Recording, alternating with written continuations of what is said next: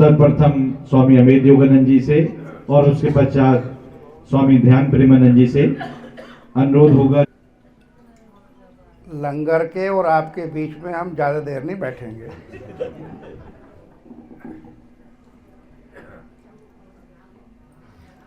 ओम विश्वानि देव सवितुर्दुरितानि पराशुभः यद भद्रं तन्न आशुभः। ओम शांति शांति शांति। ओम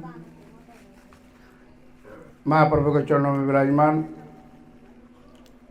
गुरु घर के समस्त अर्चनीय वंदनीय संतगण, दूर दूर से आई गुरु महाराज की प्यारी संगत, एक बार उच्च स्वर के साथ जय घोष बोले। जयकारा बोलो मेरे श्री गुरु महाराज की जय। बोलिए साचे दरबार की जय। बोलिए श्री नगली निवासी भगवान की जय।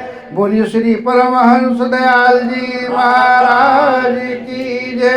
बोलिए श्री अम्बाला निवासी सरकार की। कोई संदर्भ शेष रहा नहीं,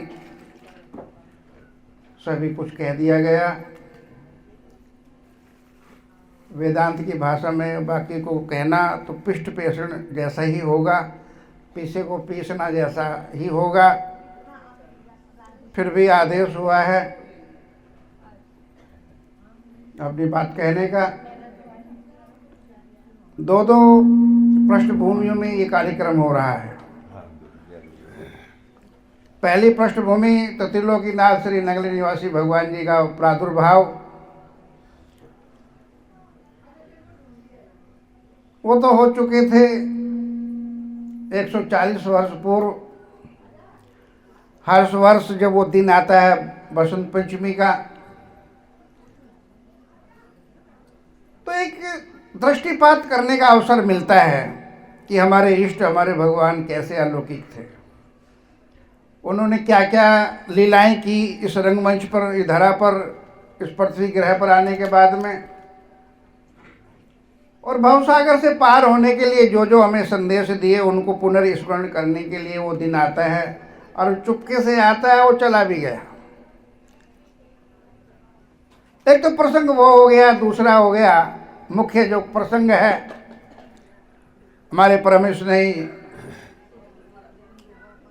परम सम्माननीय परम श्रद्धेय संतोष प्रेमानंद जी महाराज का प्रथम संन्यास दिवस, दुनिया का सबसे पहला संविधान लिखने वाले। और मजे की बात यह है कि विश्व के जितने भी कॉन्स्टिट्यूशन हैं, जितने भी संविधान हैं, ये न केन मनु जी महाराज के रूल रेगुलेशन उनमें पाए जाते हैं। भारत में दुर्भाग्य से एक वर्ग है जो मनुवादी मनुवादी कह करके पानी पी पी के गालियां देता रहता है। पर उस मनु जी महाराज की सृष्टि का आदि संविधान लिखने वाले मनु जी महाराज का रूल रेगुलेशन पूरे विश्व में चलता है। उन्होंने जीवन के वर्गीकरण किया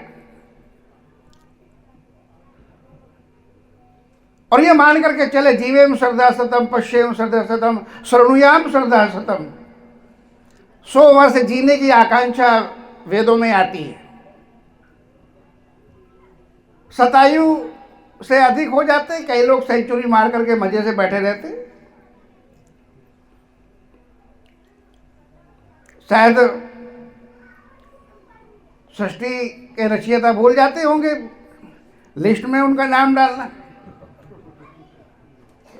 लोग तो, हमने बहुत दर्शन किए वृंदावन में जब हम शास्त्री करते थे। देवराहा बाबा 250 साल के थे, वो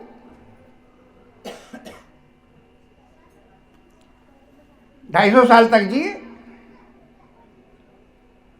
लेकिन वैदिक जो कामनाएं हैं, वैदिक जो इच्छाएं हैं, वो है जीवेम श्रद्धा सतम, पश्येम श्रद्धा सतम, शृणुयाम श्रद्धा सतम। मैं 100 साल तक जीऊँ, 100 साल तक देखूँ, 100 साल तक सुनूं। पर करना क्या है, उन्होंने प्लान किया जिंदगी को।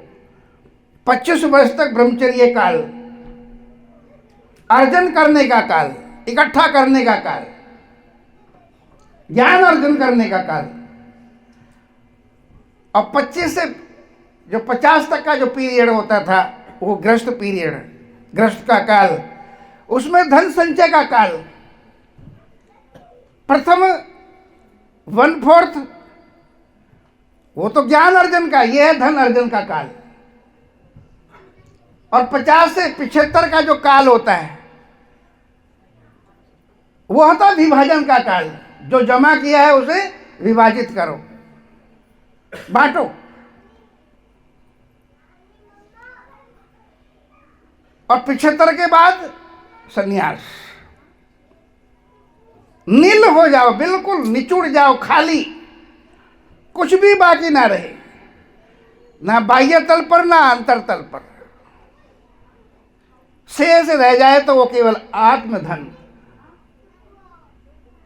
गुरु अर्जुन देव की बात हो रही थी, पायो जी मैंने पायो नाम रतन धन अमोलक पायो, वस्तु अमोलक दीनी मेरे सदगुरु कृपा करिए अपनायो। वही गुरु अर्जुन देव वाली भाषा मीरा भी बोल रही है। माई में धन पायो हरि नामू, वश मन मेरा धावंत छूटियो कर बैठो विश्रामू। माई में धन पायो हरि नाम। गुरु अर्जुन देव कहते हैं कि मां, मैंने वो धन पाया है कि जो साध जाएगा। मन मेरा धावंत छूटियो कर बैठो विश्राम। मेरा मन भागने से छूट गया है, अब भागना बंद कर दिया है। क्योंकि यल्लब्धु आपुमान अमृतो भवति तृप्तो भवति सिद्धो भवति,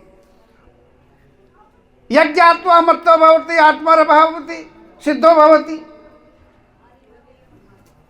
भगवान विष्णु के जो पिए थे नारद जी महाराज, उन्होंने एक किताब लिखी है, नारद भक्ति सूत्र।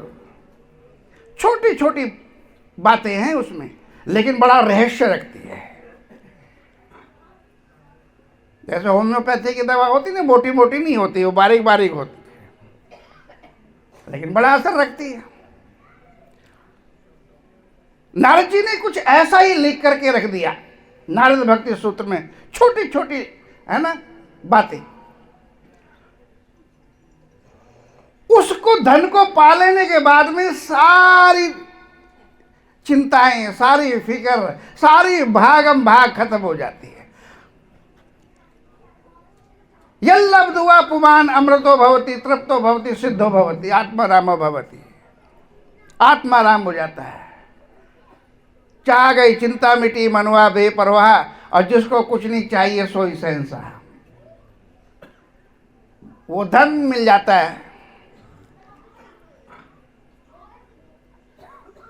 भोरा तब तक भू भू भू भू करता रहता है जब तक उसको मकरंद नहीं मिलता है, फूल नहीं मिलता है। और फूल मिल जाने के बाद वो बैठ जाता है शांत चित्त होकर के।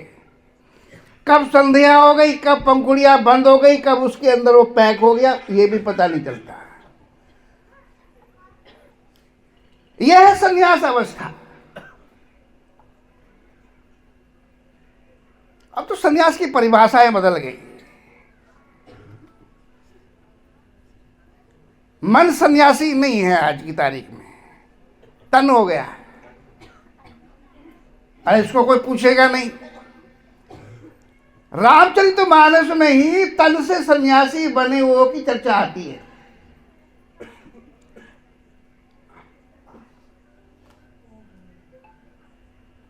पहले ही बालकांड में ही चर्चा आती है। वो डुप्लीकेट महात्मा बन करके बैठ गया था और वो बेड़ा गर्क कर गया वो रावण के कुल का।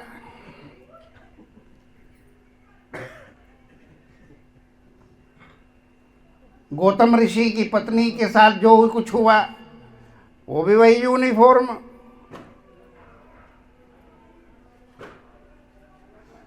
सीता का अपहरण हुआ, पंगा आज का नहीं है। आजकल कोई समझे ना, कई कई नाम के जो पड़े हुए जेलों की शोभा बढ़ा रहे हैं।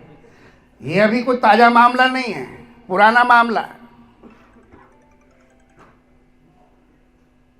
ये कलयुग में कोई नई बात नहीं हो रही है। बल्कि कलयुग पहले से अच्छा लगता है।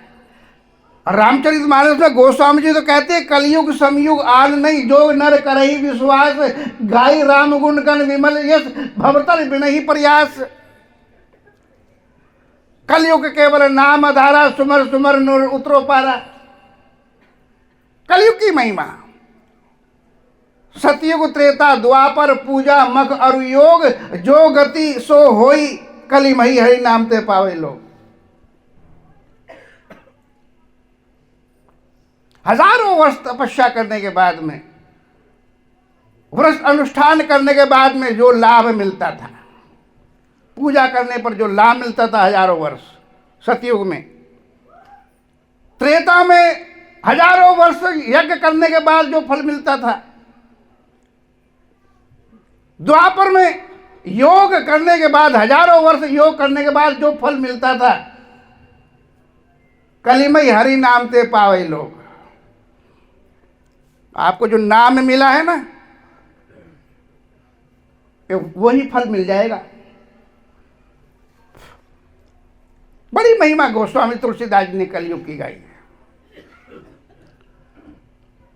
हर समय कोसते मत रहा करो कलयुग को, कलयुग ऐसा, अरे कलयुग में, अगर ये घोर कलयुग में ऐसा हो गया, कलयुग में वैसा हो गया।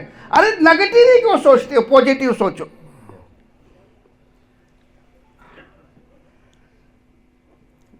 एक जन देंगे तो गोस्वामी जी कहते हैं कि मन से किया हुआ जो पाप है वो तो लगेगा, लेकिन मन से जो किया हुआ पुण्य है कलयुग में, मन से किया हुआ, भले 1 रुपया ना दिया हो, देने की भावना आ गई, वही फायदा मिलेगा। गोस्वामी जी कहते हैं। तो कलयुग को क्या गाली देनी। और आज तो वैसा होता भी नहीं जैसा सतयुग त्रेता द्वापर में होता रहा है। जब राम जी आए, राम जी जिस काम के लिए आए जंगल में लेकर के, विश्वामित्र जी ढेर देखा, एक बहुत बड़ा ढेर देखा।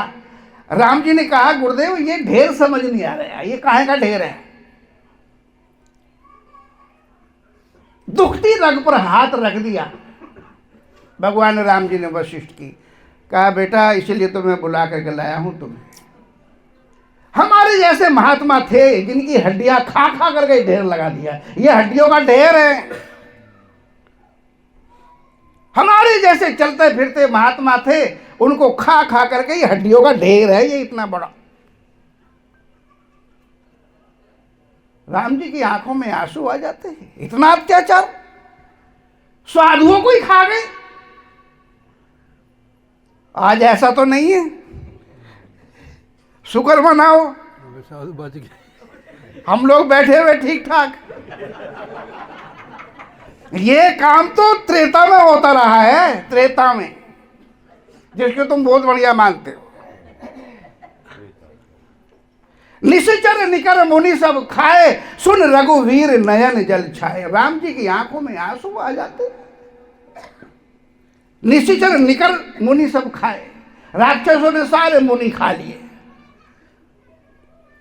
तब राम जी को फिर अपने अस्तित्व में आना पड़ा। निश्चर ही निकरो मही, भुज उठाए पनकीन, सकल मुनिन के आश्रम जाए जाए सुख दिन। मैं आ गया हूं गुरुदेव, चिंता नहीं करना। जरा कल्पना करो कि आज ऐसा तो माहौल नहीं है जैसा त्रेता में था। हम बड़े सुखी है, बड़े लाभ में हैं हम। कलयुग केवल नाम आधारा, सुमर सुमर नर उतरो पारा। हम उल्टा मान बैठे हैं, कलयुग केवल नोट आधारा, इकट्ठे कर कर हो जाओ पारा।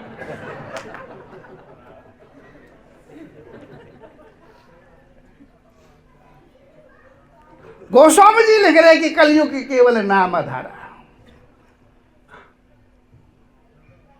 तो जो रूल रेगुलेशन बनाए गए मानव जाति के लिए, ये अंतिम जो काल होता है संन्यास का काल, ये अनिवार्य था, अनिवार्य।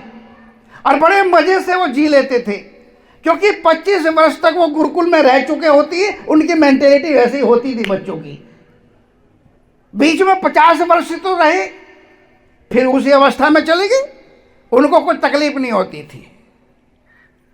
वो फिर आगे की तैयारी करते थे, पर उस समय एक भरोसा होता था कि सेंचुरी लगाएंगे ही लगाएंगे, इसलिए प्लान कर लेते थे। और अब तो कुछ पता नहीं, इसलिए हमेशा रेडी रहना चाहिए। जैसे बेरोजगार जो युवक होते हैं अपने पेपर कंप्लीट रखते, अपनी फाइल कंप्लीट रखते हैं, कहां से वैकेंसी निकले और अपनी फाइल हम सबमिट करें। एंड टाइम पे तुम जाति प्रमाण पत्र और ये पत्र वो पत्र ढूंढते रहो, वैकेंसी निकल गई, डेट भी खत्म हो गई, तुम पेपर तैयार करते रहो।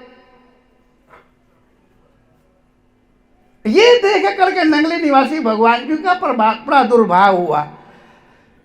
होमवर्क तैयार करके रखो, जब मर्जी बुलावा आ जाए। और कबीर जी की भांति फिर कह सकते हो कि जिस मरने से जग डरे, मेरे मन आनंद, कब मरूं कब पाऊं पूर्ण परमानंद। औरंगजेब ने धरती, तुम दिल्ली के बॉर्डर पे बैठे हो, यहाँ दिल्ली की धरती पर सरमद का सर कलम कर दिया था, हाथ कटवा दिए थे, पहले पैर कटवाए, फिर हाथ कटवा दिए। कटे हुए हाथों से मुंह पर वो फेर रही है, वो मुंह लाल कर रही। गुरु भाई, आला दर्जे का, उच्च अवस्था का गुरु भाई शेख सिफली कहता है, गुरु भाई ये क्या कर रहे हो, अपने मुंह को क्यों रंग रहे हो। कहा कि मैं अपने मालिक के घर जा रहा हूं, मुंह काला करके नहीं जाऊंगा, मुंह सुर्ख करके जाऊंगा, इसलिए खून कटे हुए हाथों को मुंह पे मल रहा है।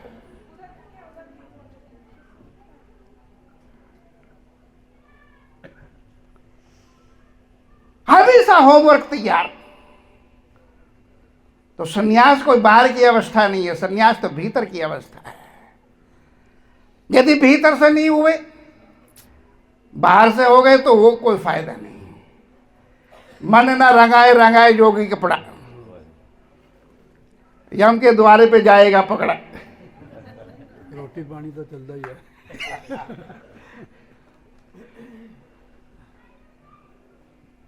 भूल जाओ इस बात को कि परमात्मा तुम्हारे बाह्य रूपरेख को देखने वाला है। वहां ना कोई जाति की परिभाषा है, न धर्म की परिभाषा है, न वर्ण की परिभाषा है। हमेशा रेडी रहिएगा। और गुरु महाराज जी ने जो तरीका बताया है, ऐसा तो कभी पूर्व काल में हुआ नहीं। ये युक्तियां ढूंढने के लिए जीवन खपा दिया करते थे।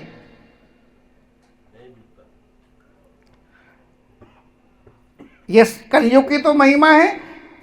सतयुग में, त्रेता में, द्वापर में संतों के पास लोग जाते थे, राजमहल छोड़ करके, अपना घर का परिवेश छोड़ करके संतों के पास, वनों में, गहरों में, पहाड़ों की कंदराओं में जाकर के संतों का सानिध्य, सत्संग के लिए उनके पास जाना पड़ता था। और आज संत ही तुम्हारे दरवाजे आ गए, होम डिलीवरी। इधर फोन करो कि मुझे ये चाहिए, कह रहे ठीक है अभी यार, आप पिज्जा चाहिए, बर्गर चाहिए, समोसा चाहिए, अभी आते हैं, लोकेशन दे दो। स्वामी हरिहर मोरानंद जी तो बॉर्डर पर रहते हैं, इधर दिल्ली इधर यूपी। बताओ कहाँ आना है। साउंड लेकर के आना, अकेले आना है या टीम को लेकर के आना है। पहले जाना पड़ता था गृहस्थी को, अब सन्यासी होम डिलीवरी दे रहे। इसलिए कहा कि कलयुग समयुग आन नहीं, जो नर करहि विश्वास, गाई राम गुण गण विमल यस, भवतरि बिनहि प्रयास। कलयुग के समान तो युग हुआ ही नहीं। जो विश्वास करो,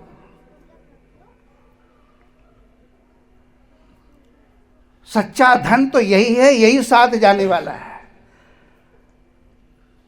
जिस धन के लिए तुम इतनी कोशिश करते हो, रात दिन एम्पायर खड़ा करके तुम दे भी जाओगे,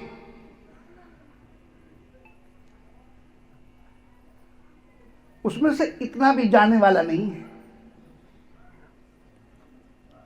और हम तो रोज देखते हैं, क्या मांगो कुछ थिर ना राई, आंखों देखल सब जग जाई। जो कपड़ा पहनाते हैं ना आखिर में, उसमें जेब भी नहीं कोई लगाता, और कोई दर्जी को नाराज भी नहीं होता, उल्लू के पट्टे 200 रुपये लेगा सिलाई के कि जेब क्यों नहीं लगाया। क्योंकि आप भी जानते थे जेब तो इसलिए होती कि कुछ रखना होवे, और रखना इसलिए होवे कि ले जाना होवे। जाना तो कुछ है नहीं तो फिर रखना ही क्यों, और रखना ही नहीं तो जेब क्यों। सीधा सा मैथमेटिक। कोई नाराज भी नहीं होता दर्जी से। बड़ी अद्भुत स्थिति है। जो नाम धन है उसको कोई छीन नहीं सकता, उसे कोई लूट नहीं सकता। यह तो एक ही झटके में रह जाएगा यहीं पर। और भगवान श्री कृष्ण ने तो एक थ्योरी दी, और वो अर्जुन को ही नहीं दी, अर्जुन के माध्यम से पूरी मानव जाति को दी। अर्जुन सवाल कर देता है, और ये मानव जाति की ओर से सवाल कि महाराज जी आपने जो मेरे को योग की विधा दी है, ध्यान की विधा दी है इस युद्ध के मैदान में, यदि इसको करते करते कोई तीर लग गया, भाला बंदूक मेरे को लग गई और मैं मर गया, तो मेरे इस भजन का क्या होगा? मुक्ति तो मिली नहीं। ये सवाल अर्जुन का। जानते भगवान क्या कहते हैं? सुचिनाम श्रीमताम गेह योग भ्रष्ट विजायत, चिंता नहीं कर, टेंशन फ्री हो जा। यदि मुक्ति नहीं मिली तो योगियों के कुल में जन्म मिलेगा, भक्तों के घर में जन्म मिलेगा। और तुम्हारे घरों में जो बच्चे जन्म लेते हैं, चलो आरती करो, मत्था टिकाओ, उस बेचारे को पता भी नहीं मत्था क्या होता है, लेकिन टिकाते हो, आरती भी देते हो, धूप देते हो, भभूति भी देते हो, चरणामृत भी देते हो, उसको भोग भी देते हो। संपन्न घरानों में लोग बच्चे जन्म लेकर के, युवा होकर के, बूढ़े होकर के मर जाते हैं, पर उनको कभी ये चीज नहीं मिलती।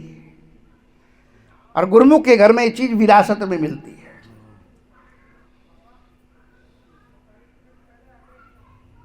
बहुत बड़ा वर्ग है जिनको कभी संतों के दर्शन करने का मौका नहीं मिलता। और गोस्वामी तुलसीदास जी क्या कहते? जो ने नमत हरि गुरु पद मूला, ते सिर कटु तुमड़ी समतूला। जो सिर कभी संतों के, हरि के, गुरु के चरणों में नहीं झुकता, वो सिर कैसा है? जैसे कड़वा तुम्बा। वो सिर सिर नहीं है, उसको सिर कहना बेकार, वो तो कड़वा तुम्बा है। और आप लोग तो ज्यादातर पहाड़ी लोग बैठे हुए हो, जानते होंगे, लोकी के चक्कर में ले आते हैं उसको, तुमड़े को, वो बीन को, वो जो बीन बजाता है ना सपेरा, तो लोकी के चक्कर में उसे ले आते हैं। बढ़िया फ्राई करके जब खाते हैं तो वो इतना कड़वा होता है, मूड खराब। और सोचते हो कि ये कौन सी बेल से लाए हैं, तो उस बेल को ही काट करके कुतर के फेंक देते हो। जो ने नमत हरि गुरु पद मूला, ते सिर कटु तुमड़ी समतूला। कड़वे तुम्बे के समान है वो। जिन नयन संत दरस नहीं देखा, ते लोचन मोर पंख करी लेखा। जिन आंखों ने कभी हरि के, गुरु के, संतों के दर्शन नहीं किए, वो आंखें आंखें नहीं है, मोर पंख करी लेखा। मोर का पंख होता है ना, उसमें आर्टिफिशियल वो डिजाइन होता है आंख का, उसे दिखता दिखता नहीं है, डिजाइन है बस आंख जैसा। ये आंख भी वैसे ही समझो कि यदि संत के, हरि के, गुरु के दर्शन नहीं किए हैं। जिन हरि कथा सुनी नहीं काना, ते सर्वन अहि भुवन समाना। जिन्होंने कभी प्रभु की चर्चा नहीं सुनी, सत्संग नहीं सुना, कीर्तन नहीं सुना, वो कान कैसे कान है? अहि भुवन समाना। सांप के बिल के समान है वो। जैसे सांप का जो बिल होता है, डिजाइन होता है, घर होता है, ये कान कान नहीं है, वो घर है उनका, सांप का।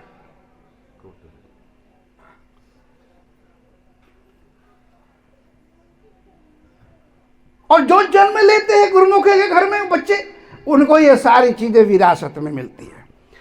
जो पूर्व जन्म में जहां भक्ति छूटी थी, अब ये हाल बनाने वाला मिस्त्री शाम को जहां छोड़ता था, जिस जगह छोड़ता था, नेक्स्ट डे आने के बाद वो वहीं से बिल्डिंग को उठाता है, न कि फिर दोबारा नए सिरे से नींव डालता है। और ऐसी प्रक्रिया में बिल्डिंग बड़ी हो तो कई बार कपड़े भी फट जाते हैं। अब नए कपड़े पहन लिए इसका मतलब ये नहीं कि फिर फाउंडेशन डालेगा। जहां बिल्डिंग छूटी थी, नए कपड़े पहनने के बाद भी वहीं से शुरू करेगा। और भगवान श्री कृष्ण यही तो कहते हैं, वासांसी जीर्णानि यथा व्याय नवानि गृहण्याति नरो प्राणी तथा शरीराणि व्याय जीर्ण्यानि संयाति नवानि देहि।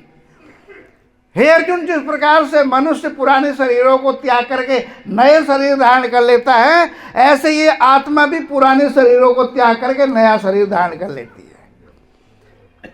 तो ध्यान करते करते करते जिस चक्र पर, जिस मंडल पर तुम्हारी चेतना पहुंच गई है, लक्ष्य पर नहीं पहुंची, वहां नहीं पहुंची जहां के लिए भगवान कृष्ण कहते हैं, न तद्भासते सूर्यो न शशांको न पावका यद्गत्वा न निवर्तन्ते तद्धाम परम मम। वहां न तारों की रोशनी है, न सूर्य की रोशनी है, न वहां चंद्रमा की रोशनी है। हे अर्जुन, वहां जाने के बाद ये आत्मा दोबारा नहीं लौटती, वो मेरा धाम है। जब तक उस धाम तक नहीं पहुंचती, अगले जन्म में फिर मौका मिलेगा। योगियों के कुल में, भक्तों के घर में जन्म मिलेगा, क्योंकि वहां रेडीमेड वातावरण मिलता है। रेडीमेड, ज्यादा कोशिश नहीं करनी पड़ती, नए सिरे से प्रयास नहीं करने पड़ते, क्योंकि स्ट्रक्चर खड़ा हुआ है। स्ट्रक्चर पिछले जन्म में खड़ा कर दिया था, अब तो केवल लेंटर डालना होता है, भवन को कंप्लीट करना होता है। और उस जन्म में भी नहीं पूरा हुआ तो मानव जाति को तसल्ली देते हैं। भगवान कहते हैं, अनेक जन्म संदिष्ट तो याति प्रमाम गतिम। अनेक जन्म भी यदि मानव जन्म देना पड़ा तो मैं दूंगा। ये एग्रीमेंट मानव जाति के साथ में, लेकिन ये एग्रीमेंट केवल मानव जाति भजन करने में लगे तो। ये आरक्षण की सुविधा उन्हीं को मिलेगी ना। जिस सरकार में तमाम अपराधी लोग रहते हैं, मंत्री कई होते, एक से एक बिगड़ैल बैठे हुए मंत्रालय में, और यहाँ कोई बैठा हुआ तो बुरा ना माने। सब विभागों में बैठे हुए, जम करके बैठे हुए, ढीठाई से बैठे हुए लोग, तो चारा खा खा करके बैठे हुए, और कहते हैं कि मैं नहीं बैठूंगा तो मेरे को हटा देखो, तो मेरी पत्नी राबड़ी तैयार है, हटेंगे नहीं। जिस झूठी सरकार में ये व्यवस्था है, पर वहां पर एक व्यवस्था ये है, कोई छात्र, कोई विद्यार्थी, अब मुझे पता नहीं आज की तारीख में वो फैसिलिटी बच्चों को मिलती या नहीं मिलती। एक दो नंबर हमारे ज़माने में किसी के कम हो जाते थे ना किसी सब्जेक्ट में, तो उसे ग्रेस मिला करती थी, या सप्लीमेंट्री आ जाती थी तो किसी परीक्षा उसको दोबारा बिठाया जाता था। रमेश जी कह रहे कि अभी व्यवस्था है, ग्रेस नंबर, पर ये उसी को मिलती ना ग्रेस जो पढ़ता है। जो स्कूल में ही नहीं जाएगा उसको ग्रेस कौन देने जाएगा, उल्लू के पट्टे को। जो भजन करता है, भजन करने वाला असफल हो गया, उसको मानव जन्म मिलेगा। और उस जन्म में भी यदि सफल नहीं हुआ तो फिर मानव जन्म मिलेगा, फिर मिलेगा। अनेक जन्म संदिष्ट तो याति प्रभाव गतिम। भगवान तो इतने दयालु है, कृपालु है, बार बार जन्म देंगे, मानव का ही मिलेगा, गधे घोड़े का नहीं। क्योंकि परमात्मा को भी पता है, गधा घोड़ा बना दिया तो ये जानेगा ही नहीं सत्संग क्या होता है, ये भजन तो क्या करेगा। तो मनुष्य जन्म तो मिलेगा ही मिलेगा। इसलिए वारी मथे घृत होए वरु सिकता ते वरु तेल, बिन हरि भजन न भवतरिए, ये सिद्धांत अपेल। पानी को मतने पर बेशक किसी को घी मिल जाए, बालू रेत के पीसने पर तेल मिल जाए, ये दोनों ना होने वाली बात हो जाए, पर ये तीसरे नंबर वाली बात नहीं होगी कि बिन हरि भजन न भवतरिए, ये सिद्धांत अपेल। तो भजन तो करना ही होगा। अब चाहे वो बाबा जी हो जाए, चाहे दादाजी हो जाए, भजन तो करना ही पड़ेगा। इसलिए गुरु महाराज जी आए हैं, जो आप लोगों को ध्यान की विधा दी है उसे आत्मसात करो। अगर ऐसा कर सके तो आज नहीं तो अगले जन्म में, अगले जन्म में नहीं तो अगले जन्म में, बार बार मानव जन्म मिलेगा यदि करोगे तो। यदि करोगे ही नहीं फिर तो गधा घोड़ा कुत्ता बिल्ली की, उनके पास बहुत सारी योनियां हैं। 83,99,999 योनियां और पड़ी है, आरक्षण में रिजर्व में पड़ी हुई है वो। ये उन्हीं के लिए पड़ी हुई है जो भजन नहीं करेंगे। बहुत ना कहते हुए मेरा आपसे यही अनुरोध, क्योंकि ये अनुरोध यदि आप स्वीकार कर लेंगे तो ये आयोजन सार्थक हो जाएंगे। इन महापुरुषों का इस रूप में आना भी सार्थक हो जाएगा। पूरा 1 वर्ष हो गया है। अब जब तक इनका शरीर है इस प्रकार के आयोजन करते रहें, आने वाली पीढ़ियाँ प्रशस्त होती रहे, मार्गदर्शन पाती रहें। ऐसी मंगल कामना के साथ में मैं सद्गुरुदेव भगवान से इनकी दीर्घायु यशस्वी जीवन के लिए महाप्रभु के चरणों में प्रार्थना करता हूँ। आपका जीवन उन्नत हो, उत्कर्ष को प्राप्त हो। आप लोग भी इनसे मार्ग निर्देशन पाते रहे, जीवन सार्थक कैसे हो वो सूत्र पाते रहें। ये ऐसा कर सके तो ये आयोजन सार्थक हो जाएंगे। बहुत ना कहते हुए अपनी वाणी को विराम। बोले सद्गुरुदेव भगवान की जय। श्री नंगली निवासी भगवान की धर्म की जय हो। धर्म का नाश हो। प्राणियों में सद्भावना हो, विश्व का कल्याण हो। हरिओम तत्सत। दौड़ जैसे काग जहाज को सूझते और न ठोरे, सुरत करो मेरे साइया मैं हूँ भवजल माही, दिखते ही बह जावे सा जो तुम ना पकड़ी बाहें, दिखते ही बह जावे सा जो तुम ना पकड़ी बाहें। प्रतिस्मरणीय हृदय सम्राट कटकटवासी प्राणधन महाप्रभु श्री नंगली निवासी भगवान जी के पावन चरण कमलों में कोटि कोटि दंडवत प्रणाम। श्री सतगुरुदेव भगवान जी के श्री चरणों में मंच आसीन उपस्थित परमादरणीय श्रद्धेय श्री गुरु महाराज जी के प्यारे संतजन, संत बहने, अपनी अपनी अगाध श्रद्धा निष्ठा और प्रेम को लेकर के आए हुए श्री गुरु महाराज जी के प्यारे गुरुमुखों, प्रेमियों, अपनी अपनी मनोवृत्ति को एकाग्र करते हुए मेरे साथ मिलकर के जयघोष करें। बोलो जयकारा, बोलो मेरे श्री गुरु महाराज, बोलो साचे दरबार श्री नंगली निवासी भगवान, बोलो श्री परमहंस दयाल जी महाराज, बोलो श्री अम्बाला निवासी भगवान। परम सौभाग्य है आप सबका जिन्हें ये पावन घड़ियां प्राप्त हुई हैं। एक घड़ी आधी घड़ी आदि से पुनियाद, तुलसी संगत साधकी कोट कटे अपराध। आप बड़े लंबे समय से संत की महिमा श्रवण कर रहे हैं।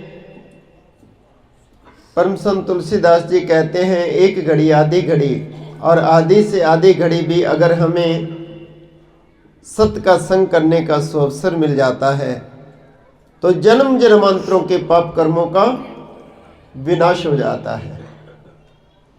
और वो सत्य क्या है जिसका कभी विनाश नहीं होता?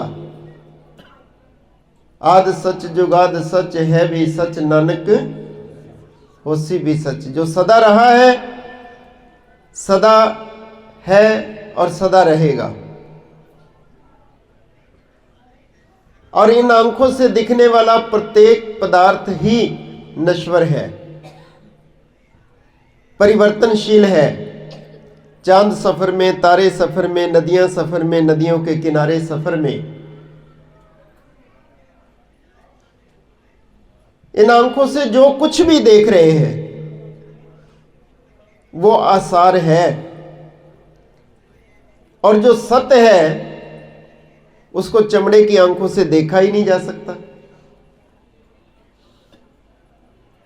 और यही दर्शाने के लिए संत महापुरुष इस धरा पर अवतरित होते हैं।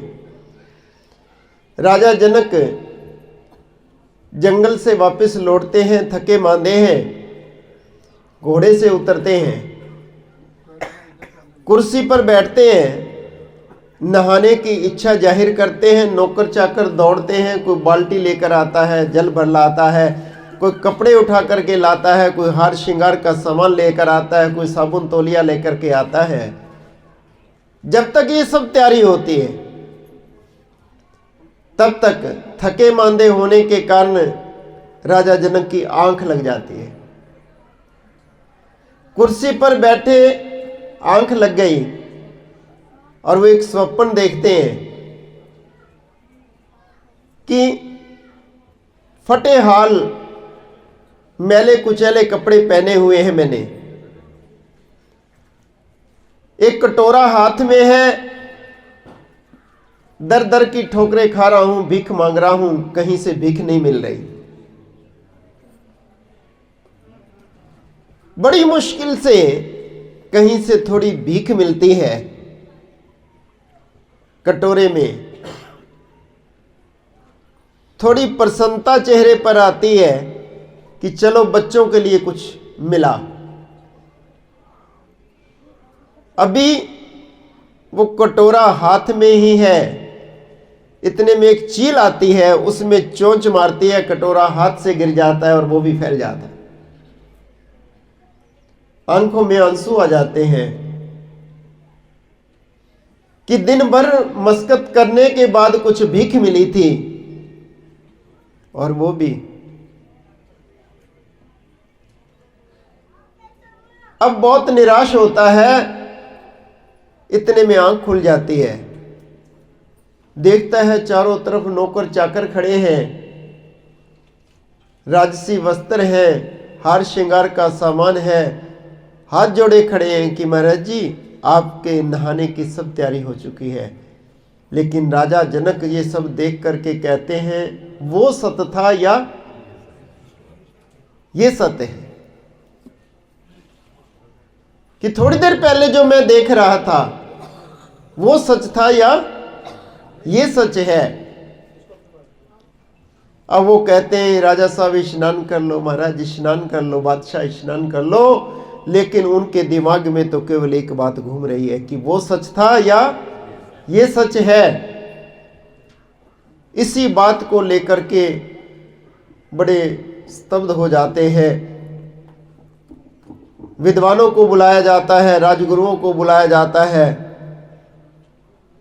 राज्य में विद्वानों की सभाएं रखी जाती हैं, संतुष्टि नहीं होती। उसी बीच एक ऐसे तत्ववेता महापुरुष उपस्थित होते हैं, अष्टावक्र जी, जिनके शरीर में 8 बल थे। अष्टावक्र जब वो आए तो मेरे जैसे किताबों का ज्ञान रखने वाले हंसने लगे देख करके। तो अष्टावक्र जी कहते हैं ये विद्वानों की सभा है या चमारों की सभा है। अब बहुत गुस्सा लगा उनको। राजा भी एक बार तो कहने लगे कि ये आप किन शब्दों का प्रयोग कर रहे हो। कहा कि ये मेरे शरीर को देख करके हंस रहे हैं कि मैं ऐसे चल रहा हूं, तो ये चमड़े का शरीर है, जिसको चमड़े की ही केवल पहचान हो, क्या हुआ। राजा को बात मार्मिक लगी, आसन दिया, बैठ गए, वार्ता शुरू हुई। अष्टावक्र ने बड़े सुंदर शब्दों में उनको समझाते हुए कहा कि ना वो सच था और ना ये सच है। इन दोनों घटनाओं को जो देख रहा है, जो साक्षी है, वो सत्य है। जो उस घटना को भी देख रहा था और अब भी देख रहा है, वो आपके भीतर विद्यमान है, वही सत्य है। अब उनके अंदर एक चेष्टा उत्पन्न होती है कि उसको देखा कैसे जाए, उसको जाना कैसे जाए। तो उन्होंने कहा गुरु की आवश्यकता है। गुरु की शरण ग्रहण किए बिना उसको जाना नहीं जा सकता, क्योंकि आदिकाल से चली आ रही परंपरा है। मां पार्वती कहती है, भोलेनाथ ये मुंडमाला क्यों पहनी हुई है तुमने? वो कहते तेरे ही मुंड है, जितनी बार तेरा जन्म हुआ तो मरती है तो तेरा मुंड उतार करके मैं अपने गले में पहन लेता हूं। कहा फिर इतनी बार मैंने जन्म लिया, तुम्हारा जन्म क्यों नहीं हुआ? कहा मैं तो अमर हूं। कहा तुम अमर हो तो मैं अमर क्यों नहीं हुई? मुझे ही जन्म क्यों लेना पड़ा? कहा कि तुम्हारे पास वो युक्ति नहीं है अमर होने की। कहा तो फिर मुझे बताई क्यों नहीं वो युक्ति? मैं जन्म लेती हूं, फिर तपस्या करती हूं, फिर तुम्हें प्राप्त करती हूं, फिर मरती हूं, ये बार बार बार बार ये क्रम चल रहा है, ऐसा क्यों? कहा तुम्हारे पास वो अमर तत्व नहीं है। कहा तो फिर मुझे दीजिए, अभी दीजिए। कहा वो इतनी आसानी से मिलने वाला नहीं, अभी नहीं, कहीं एकांत में अवसर देख कर दूंगा। अभी तुम्हारे अंदर एक जिज्ञासा पैदा हुई है, ये जब प्रबल हो जाएगी तभी दूंगा, तभी आनंद आएगा। अब तो प्रतिदिन वो जिज्ञासा प्रबल होती चली गई, बार बार वो वार्ता होती। फिर एक दिन भगवान शंकर ने जब देखा कि इसकी जिज्ञासा प्रबल है, वो लेकर के चल दिए कहां? अमर गुफा की तरफ। रास्ते में नंदी जी को छोड़ दिया, चंद्रमा को, गंगा जी को, कि एकांत में आपको वो अमर उपदेश दूंगा। वहां पर वो ही आदिकाल से चला आ रहा गुरु मंत्र दिया जो हमें गुरुजन देते, अमर उपदेश दिया। अब होता क्या है, हम अमर गुफा दर्शन करने जा रहे हैं। शिवलिंग बड़ा था जी, बहुत बड़ा था, बहुत अच्छा था, यही देखकर तो लौट आते हैं। लेकिन हम उनके उपदेश को कितना उतारते हैं अपने जीवन में? भगवान शंकर कह रहे हैं, उमा कहूं मैं अनुभव अपना, सत्य हरि भजन जगत सब सपना। क्या हमने कभी जगत को सपना माना है? इसी को सच मान करके कभी रोते हैं, कभी हंसते हैं, कभी खुशी होते हैं, कभी दुखी होते हैं। हम इसी को सत्य मान करके बैठे। हम उनके उपदेश को कितना जीवन में उतारते हैं? उस अमर गुफा का महत्व क्या है? उस अमर उपदेश को हमने भी जीवन में धारण किया है या नहीं? हमने भी उस मंत्र का जाप हम कितना करते हैं? ये विचार अगर हमारे जीवन में है।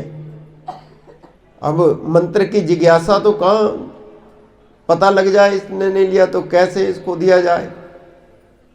एक जिज्ञासा उसके अंदर पैदा करने के लिए संत महापुरुष ये कार्यक्रम करते हैं कि तुम्हारे अंदर भी वो प्रेम की आग लग जाए, जिससे तुम भी अपने जीवन के उद्देश्य को समझ सको, तुम्हारे अंदर भी वो भक्ति जागृत हो जाए।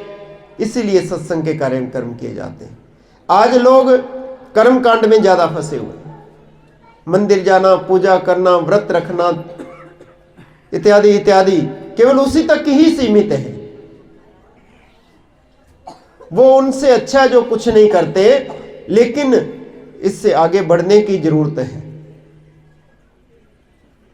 श्री सतगुरुदेव भगवान श्री नंगली निवासी भगवान का अवतरण इसीलिए हुआ कि जब लोग अपने जीवन के उद्देश्य को भूल करके, भटक करके, वो अपने वास्तविक रूप को नहीं जान पा रहे थे, केवल और केवल स्वार्थवश जी रहे थे, केवल दुनिया के वैभव के लिए, मान प्रतिष्ठा के लिए, और यहां तक कि पठान लोगों ने तो उस समय ऐसा आतंक फैलाया हुआ था, दिन दिहाड़े किसी को भी लूट लेते। तो श्री सतगुरुदेव भगवान का प्रादुर्भाव इस धरा पर हुआ जनजीवन को जागृत करने के लिए, और उन्होंने अपने जीवन काल में ऐसी क्रांति ला दी कि वो जिस भी राह से गुजर जाते बड़े बड़े अधिकारी भी अपने पद छोड़कर उनके पीछे चलने लगते। ये एक विश्व रिकॉर्ड है कि किसी महापुरुष ने अपने जीवन काल में हजारों की तादाद में साधु बनाई हो, और वो है तो श्री नंगली निवासी भगवान। केवल 17 वर्ष की अवधि में लगभग 1200 साधु बना दिए। और उनके लिए दादा गुरुमा जी ने यह फरमाया, जब वो घोर तपस्या से लौटे तो उस समय श्री परमहंस दयाल जी महाराज ने कहा कि ये बाबा स्वरूपानंद जी ही नहीं, इनको राम कहो तो राम है, कृष्ण कहो तो कृष्ण है, नानक कहो तो नानक है, कबीर कहो तो कबीर है। ये तो उस परम पद के वासी हैं। जो इनकी शरण ग्रहण करेगा उसे दोनों जहां की बरकत मिलेगी। इतना ही नहीं, इनके हजारों नाम लेवा शिष्य होंगे और उनसे जो संपर्क साधेगा उसको भी दोनों जहां की बरकत मिलेगी। ऐसा वरदान रूप में श्री परमहंस दयाल जी महाराज ने फरमाया। और फिर ऐसे त्रिलोकीनाथ प्रभु की हम सब लोगों को शरण प्राप्त हुई है। उनकी शरण प्राप्त करके भी अगर उनके उपदेश को हमने जीवन में ना उतारा तो यह हमारा दुर्भाग्य होगा। उस सत्य को जानने का इतना सरल और सुगम मार्ग उन्होंने दर्शाया, जैसा कि मेरे से पूर्व श्रद्धेय स्वामी अभय योगानंद जी महाराज आपको विस्तार से बता रहे थे। इतने फार्मूले उन्होंने बता दिए आपको, और जीवन की सत्यता दर्शाते हुए उन्होंने अनेकानेक ग्रंथों का भी प्रमाण दिया आपको। अनेक उदाहरणों के द्वारा आपको समझाने का प्रयास किया है कि जीवन का मुख्य उद्देश्य क्या है और उसकी प्राप्ति कैसे हो सकती है। तो वो बड़ा सरल और सुगम मार्ग मेरे श्री सतगुरुदेव भगवान ने सहज समाधि का, अनध्वनि का, अजपा जाप का वो दर्शा दिया, जिससे हम अपने वास्तविक स्वरूप को जान सकते हैं कि मैं कौन हूं। जो जानने के लिए भगवान राम गुरु वशिष्ठ के द्वार पर गए थे। राम कृष्ण से को बड़ा तिन्हु तो गुरु कीन, तीन लोक के वेदनी गुरु आगे आदीन। वो भगवान भी शरीर धारण करके आते हैं तो गुरु की शरण में जाते हैं, ये परंपरा है। गुरु वशिष्ठ का द्वार खटखटाते हैं, गुरु वशिष्ठ पूछते हैं कौन, राम बोलते नहीं। बार बार वो पूछते हैं कौन। चौथी बार जब वो द्वार खोलते हैं कहते राम तुम बोल क्यों नहीं रहे, मैं पूछ रहा था कि कौन। तो राम कहते यही तो जानने के लिए आया हूं कि मैं कौन हूं। अब राम जी उनकी शरण में बैठते हैं, गुरु वशिष्ठ उपदेश देते हैं, उस पर योग वशिष्ठ ग्रंथ लिखा गया कि मैं कौन हूं। जब ये जिज्ञासा तुम्हारे अंदर पैदा हो जाए कि मैं कौन हूं और क्या करने के लिए आया हूं, तो बात बन जाएगी, बात समझ में आ जाएगी। फिर ये लगेगा कि ये सब कुछ भी कुछ नहीं है। एक आदमी 10 पैसे लेकर दुकान पर जाता है, कुछ दे दो। दुकानदार कहता क्या दूं, कहो कुछ दे दो। बार बार वो ये कहता है, वो कहता भाग यहां से, कुछ नाम की चीज नहीं है। वो सुबह से शाम तक भटकता है। एक दुकानदार ने देखा कि ये सुबह से भटक रहा है, एक खाली कनस्तर सामने रखा, कहा देखो इसमें कुछ है, कहा नहीं। वो एक कनस्तर अंदर ले जाता है, कुछ डाल कर ले आता है, सामने रखता है, हिला करके देखता है, देखो इसमें कुछ है, कहा हाँ दे दो। वो एक पुड़िया बांध करके दे देता है। दुकानदार पुड़िया को लेकर के जा रहा है, रास्ते में सोचता है देखो तो सही इसमें क्या है। पुड़िया को खोला, देखा तो उसमें कंकर पत्थर। माथे पे हाथ मार करके कहता है कुछ भी कुछ नहीं है कुछ भी कुछ नहीं है। अरे इन आंखों से जो कुछ देख रहे हैं वास्तव में, बोलो ना, अभी लगता है आपको कि कुछ है ना? हाँ, कुछ भी कुछ नहीं है। भगवान शंकर की उस बात को अगर हम धारण कर लें, सत्य हरि भजन जगत सब ये सब स्वप्न है। वो खुली आंख का स्वप्न था, बंद आंख का स्वप्न था राजा जनक का, और ये खुली आंख का स्वप्न है, ये लंबा स्वप्न है, उसी में जी रहे हैं। जब ये समझ आ गया कि ये सब सपना है, सपने को सत्य मान लोगे तो दुखी होंगे। सपने में कोई सोचे मैं राजा बन गया और आंख खुले तो टूटी चारपाई पे लेटे हो, तो क्या राजा हो गए? तो ये जो कुछ भी है ये अपना नहीं है, ये प्रयोग करने के लिए है। ये जीवन जिस लिए उसको समझने की जरूरत है। जो श्रद्धेय स्वामी सर्वनानंद जी महाराज ने कही है बात कि भाई प्राप्त मानुष देहरिया, गोविंद मिलन कोई हो तेरी बरिया, और काय तेरे किते ना काम मिल साथ संगत भज केवल नाम। जीवन उस गोविंद से मिलने के लिए, यही रामायण कहती है। बड़े भाग्य मानुष तन पावा, सुर दुर्लभ सदग्रंथ है गावा। जो देवताओं को दुर्लभ है वो जीवन मिला है, किस लिए? साधन धाम मोक्ष का द्वारा, पाए न जहे परलोक स्वारा। मोक्ष प्राप्ति करने का ये साधन है, और इसके निर्वाह के लिए सब क्रियाकलाप है। लेकिन जीवन के उद्देश्य को नहीं भूलना, अगर उसको भूल गए तो फिर ये मानव जीवन पाना निष्फल हो जाएगा। फिर तो 100 परतर दुख पावे है, सिर धुन धुन पछताए। फिर पश्चाताप के सिवा कुछ भी नहीं बचने वाला। तो इसलिए गुरु महाराज जी की डगर जो आपको महापुरुषों ने दिखाई है, श्री नंगली निवासी भगवान की सरदल पर ये सर जो है झुकता रहे, और उनकी कृपा हम सबको प्राप्त होती रहेगी। ये दुनिया के वैभव पदार्थ तो हमारी आवश्यकता अनुसार अपने आप मिलते चले जाएंगे, इसके लिए कोई प्रयास नहीं करने पड़ेगा। क्योंकि तेरे दरबार की दाता निराली शान ये देखी, सिखावत तेरी गलियों में खुद चक्कर काटती देखी। फैलाई जिसने करे अपने तेरे दरबार में दाता, तुझे देते नहीं देखा मगर झोलियां भरी देखी। तो दुनिया की दौलत तो अपने आप ही प्राप्त होती जाएगी, लेकिन अगर तुम्हारा दृष्टिकोण ठीक होगा, केवल भक्ति की ही एक चाहना हृदय में होगी, जो विनती में आप रोज बोलते हो कि भक्ति दान मोहे दीजिए गुरुदेवन के देव, और कछु ना चाहिए दाता निस्तिन तुम्हारी सेव। तो सेवा का एक भाव हृदय में और उनकी भक्ति का भाव लेकर के गुरु चरणों में जाते रहोगे, तो पदार्थ तो अथा अपने आप मिलते चले जाएंगे, सारी व्यवस्थाएं अपने आप होती चली जाएंगी, ऐसा मेरा पूर्ण विश्वास है। मशहूर है आलम में साचा दरबार नंगली का, लेता है नाम अकीदत से सारा संसार नंगली का। जो प्यार से दामन फैलाए उसे हर चीज मिलती है, भक्तों के लिए रहता है खुला हरदम भंडार नंगली का। वैसे तो लाखों दीवाने आते हैं इसके दर पर मिलता है किस्मत वालों को प्यार नंगली का। यमराज भी उस खुशकिस्मत को झुक झुक कर सजदे करता है। हो जाए जो खादिम एक बार नंगली का, जरदारो धन दौलत से भगवान का मिलना मुश्किल है, मिलता है प्यार के बदले में प्यार नंगली का। तो आप लोगों का सच्चा प्रेम सतगुरु चरणों में बना रहे।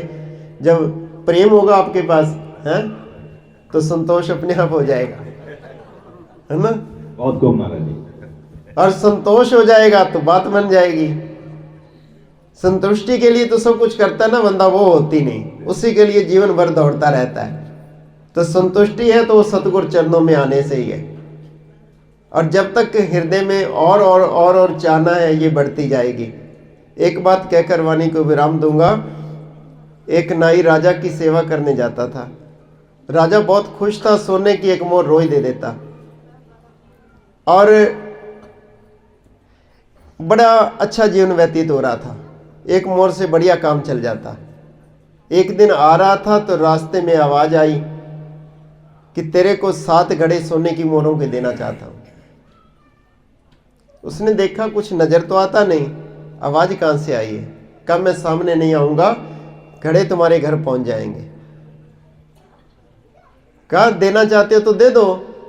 घर गया तो 7 घड़े आए हुए थे। खोलकर देखा, जो अंदर की बात, अंदर जाने का रास्ता बताते हैं महात्मा स्वर्णानंद जी हमारे बीच मसेवल आश्रम से स्पेशली इस कार्यक्रम के लिए पहुंचे हैं। और जैसा अभी महात्मा अनमोलानंद जी बता रहे थे कि एक बार मसेवाल जाकर देखो तो पता चलेगा। वाकई इस बार हमने भी वहां जाने का प्रयास किया और जीवन का जो आनंद हमें वहां मिला, रास्ते की थकान गाड़ी से उतरने के बाद 2 कदम पे ही हमारी पूर्ण हो गई थी। तो वाकई जिसको ठीक है। अंदर की बात, अंदर का संदेशा सुनना है, क्योंकि आज तो ये जो सम्मेलन है, संत सम्मेलनों में इतना समय नहीं मिल पाता कि हम संत महात्मा को पूरी तरह सुन पाए और वो हमें बता पाए, समय सीमा होती है। तो महाराज जी का YouTube चैनल भी है मस्सेवाल आश्रम के नाम पे, तो उस पे भी आप उनको सुन सकते हैं। और गूढ़ अध्ययन करना है तो उनका सानिध्य करना पड़ेगा, इसके लिए आपको मस्सेवाल आश्रम पंचकुला खुद जाना पड़ेगा, तब आपको अंदर की बात पता लगेगी। तो इसी अनुरोध से उनके चरणों में ये दास का अनुरोध है कि वो आई हुई साथ संगत को जितना गागर में सागर भर सकें, उनसे अनुरोध। आदरणीय महात्मा स्वर्णानंद जी। नहीं, कोई कहने की जरूरत नहीं है, आप अपना काम। बोले जयकारा, बोल श्री गुरु महाराज की जय, साचे दरबार की जय, श्री नंगली निवासी भगवान की, श्री परमहंस दयाल महाराज की, हवाले वाले श्री गुरु महाराज की, इन सभी महापुरुषों की जय।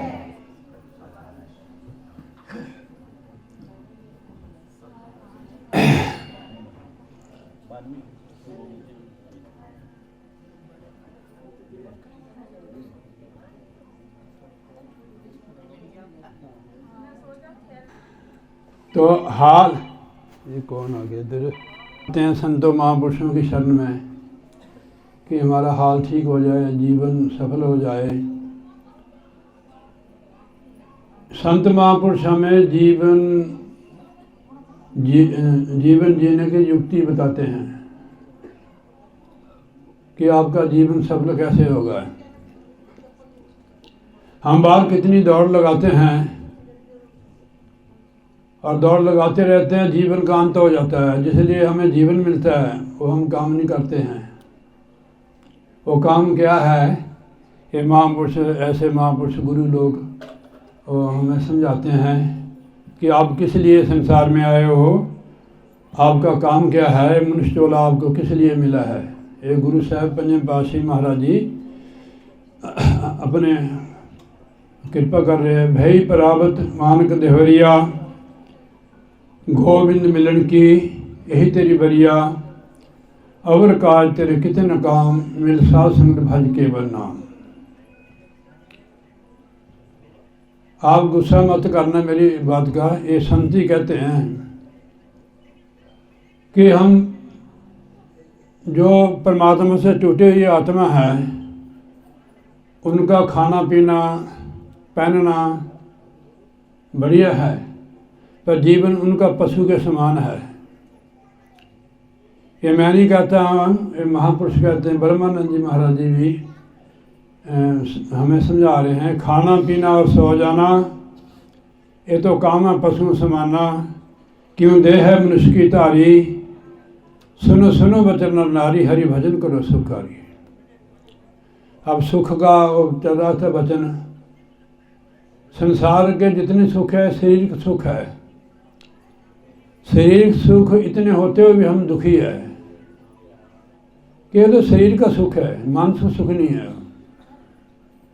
वो सुख केवल हरि भजन से होगा।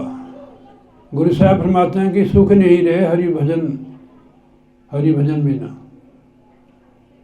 शारीरिक सुख के लिए हम दीवार पर चढ़ जाते हैं, कुएं में उतर जाते हैं, पता नहीं क्या क्या करते हैं हम शारीरिक सुख के लिए, फिर भी दुखी रहते हैं।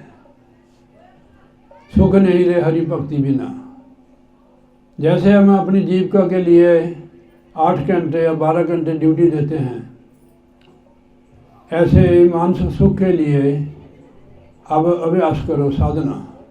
अभी जोगी वो कह रहे थे अपनी भाई जी कि असी जोगी अंदर भेष बना लिया, असी प्यार तेरे नल पाले। ये बहुत बढ़िया बात है। मैं गाता हूँ इस भजन को, पर मैं गाऊंगा नहीं है तो, और भजन में मेरा टाइम समाप्त हो जाएगा। जोगी योग कहते हैं जुड़ने को, ठीक है नहीं, संसार से हम जुड़े हुए हैं इसलिए हम दुखी हैं। संसार में रहो, संसार से मत जुड़ो, जिससे टूटे हुए उससे जुड़ो। हम परमात्मा की संतान हैं। ये शरीर माता पिता का राज्य बीज का होता है, यहीं मिलता है, यहीं छोड़ जाएंगे। किस लिए मिलता है आपको बता दिया पहले महाराज ने कि प्रभु को मिलने के लिए, गोविंद मिलन की तेरी बरिया। क्या आप उसको मिलते हो? फिर इसलिए हम दुखी हैं। उसके मिलने की युक्ति महापुरुष बताते हैं। नंगली दरबार जो है और रूहानी कॉलेज है। शिक्षा तो संत महापुरुष देते हैं, हम वहाँ मत्था टेक के भाग आते हैं या और कुछ मांगते हैं दुनिया की चीज़ें, ठीक है नहीं। चीज़ तो मिल जाती है और दुखदाई हो जाती है। जितने भी दुनिया के पदार्थ है, जितने भी ज़्यादा होंगे उतना हम फंसेंगे। कभी भी मन तृप्त नहीं होगा, मन को संतोष नहीं आएगा। संसार बैकुंठ भी मिल जाए, स्वर्ग भी मिल जाए। आपने देखा, आप पढ़ते हो, सीरियल देखते हो, वो लोग भी तृप्त नहीं है, देवता लोग। गुरु तो हाथ रख के देवता बना देते। आप देवता नहीं हो। कैसे आपके विचार है, उनसे अच्छी चाल आपकी। और यहाँ भी उन्होंने जो तप किया, साधना की अपने भोगों के लिए, तो उधर भी फंस गए, इधर से निकले गए उधर फंस गए। हमें उधर नहीं जाना, हमें कोई जरूरत नहीं, हमें तो ये ठीक है सत्संग। यहाँ वही आत्मा आती है, वही रूह आती है जिस पर महाराज की कृपा हो। चाहे हमने कितने पाप किए हैं, यहाँ वही प्रवेश करती आत्मा जिस पर गुरु कृपा कर दे। कृपा होवे जिस पार ब्रह्म, होवे साधु संग, जीव जू बधाइए तीन तीन हर्ष रंग। इन महापुरुषों पर मोहर लगी हुई है महाराज की, ठीक है नहीं भाई। किसके संत हो? नंगली वाले महाराज के, ठीक है नहीं। नंगली वाले महाराज जी ने कर्मकांड नहीं बताया है। कर्मकांड करने से फल तो मिलता है, हम फिर फंस जाते हैं। अब नाम की कमाई करो, अंतर्मुख हो। बाहर जो हम शुभ कर्म करते हैं, शुभ कर्म होते हैं जो वेदों में लिखे हुए हैं, उनका फल हम भोग रहे हैं।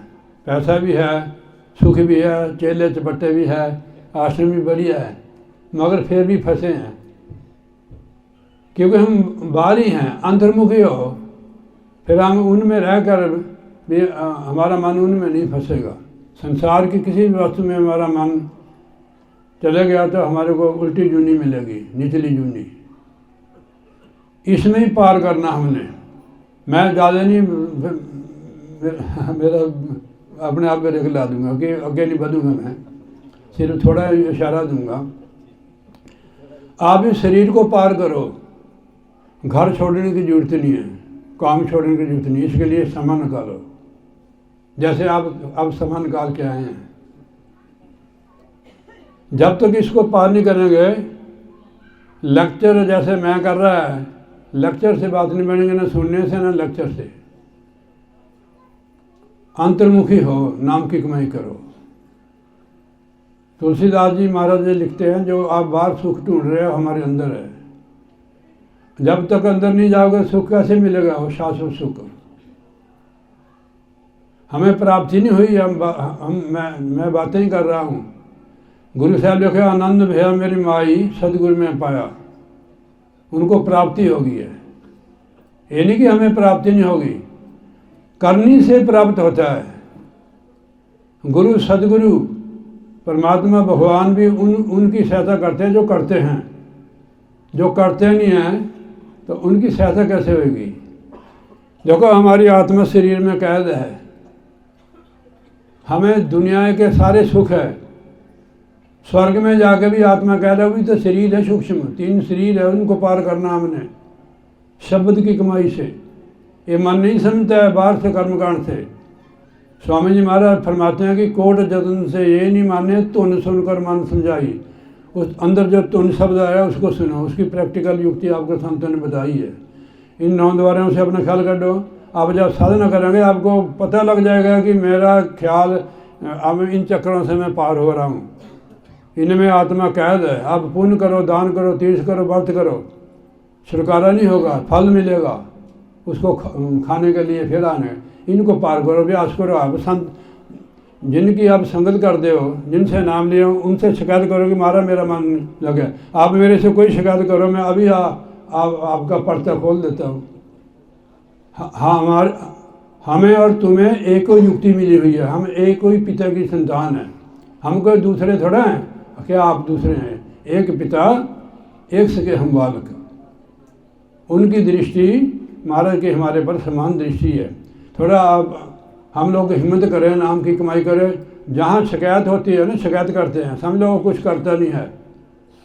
जो करते हैं वो कभी शिकायत नहीं करते हैं कि महाराज ऐसे हुआ है, ऐसे हुआ है, यहाँ हुआ, वहाँ हुआ। तो अब मैं ज़्यादा समय नहीं लेता हूँ। महापुरुष बैठे हैं, 2 मेन महापुरुष हैं, तो इनको आप सुनेंगे तो आपका ख्याल भी एकाग्र होगा, आपका जीवन भी सफल होगा। यहाँ सारे तीर्थ आए हुए हैं सत्संग में, इनके लिए तो मैंने कुछ कहा नहीं है। बाबा जी के लिए तो ए संतोष प्रेमानंद जी महाराज है। तो जो हमें मिलता है जीवन में, शायद हमारी कमाई नहीं है, गुरु महाराज की कृपा जो हमें मिलता है, आदर सत्कार जो भी मिलता है, हमारी कमाई नहीं है। जो हमें जीवन में मिला हुआ है, ये भी उनकी दया मेरे से ही है। सेवा भी वो लोग करते हैं, नाम भी हो जाते हैं जिन पर कृपा हो। तो समझ लो कि हमारे ऊपर कृपा है। हमारे तुम्हारे जितने भी आए हुए हैं, गुरु महाराज जी हमारे ऊपर दया दृष्टि करे और कृपा करे कि हम उनके चरणों में जुड़े रहें। चाहे परिवार में हैं, चाहे संन्यास लिया हुआ है। संन्यास का अर्थ है कि निकल गया, जिस काम के लिए संन्यास लिया, परमार्थ करने के लिए निकल जाओ। घुसड़ू महात्मा न बनो। हाँ ना, ठीक है, इनको हम उड़ा लेंगे बाबा जी को। हाँ जी, तो घुसड़ू महात्मा मत बनो, निकल दो, रूहों को जगाओ। तब हमारे जिनकी ड्यूटी लगाई है महाराज ने, वो अगर रूहों को जोड़ेंगे, उनको भजन करने की भी जरूरत नहीं रहेगी, महाराज उन पर प्रसन्न हो जाएंगे। तो बाबा जी का संन्यास के उपलक्ष्य में ये भंडारा और संत समागम है। यहाँ दुनिया के सारे तीर्थ आए, 68 तीर्थ गुरु के चरणों में, पर्व होत अनंत। आप कोई खाली नहीं जाएंगे, भर कर जाएंगे। यहाँ से अपना थैला खोल लो, भर के जाएंगे। बोलिए जयकारा बोल श्री गुरु महाराज की जय। बहुत बहुत धन्यवाद। गुरु महाराज भला करे। लो जी, उठा लो। ये पड़ोसी बहुत बातें कर रहे हैं। बोल श्री सद्गुरुदेव भगवान की जय। बोलो श्री नगरी निवासी भगवान की। बोलो श्री परमहंस दयाल जी महाराज की। बोलो श्री अम्बाला निवासी महाराज की। बोलो मेरे संत समाज की, भक्त और भगवान की।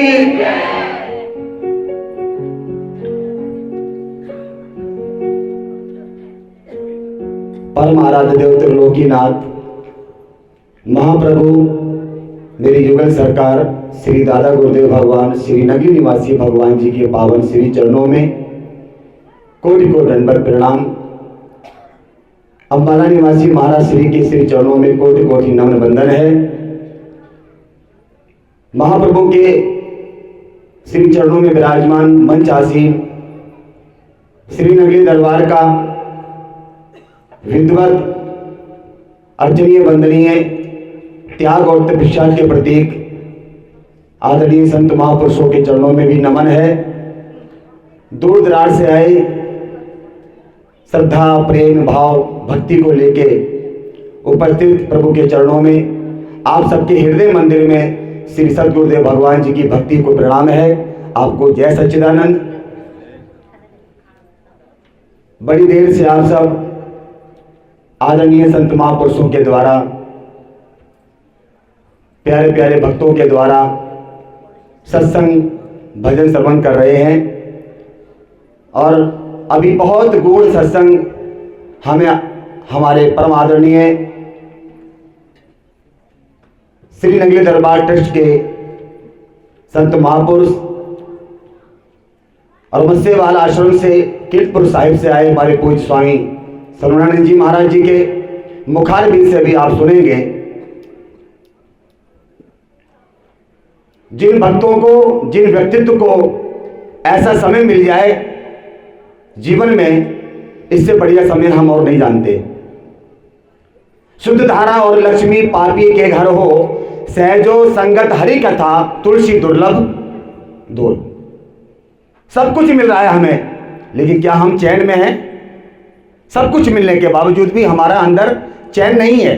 हम सदा बेचैन हैं, सुबह से लेकर शाम तक और शाम से लेकर रात तक, रात से लेकर सुबह तक हम बेचैनी हैं। और अपनी बेचैनी को सुनाने के लिए हम मंदिरों में जाते हैं, गुरुद्वारे में जाते हैं, संत महापुरुषों के पास जाते हैं, ब्राह्मणों के पास जाते हैं, तंत्र मंत्र जो करते हैं उनके पास जाते हैं ना, कि हमारी बेचैनी किस प्रकार से समाप्त हो। लेकिन नहीं हो रही। क्यों नहीं हो रही? क्योंकि जहां हम वो ढूंढ रहे हैं उस सुख को, वहां वो सुख नहीं है।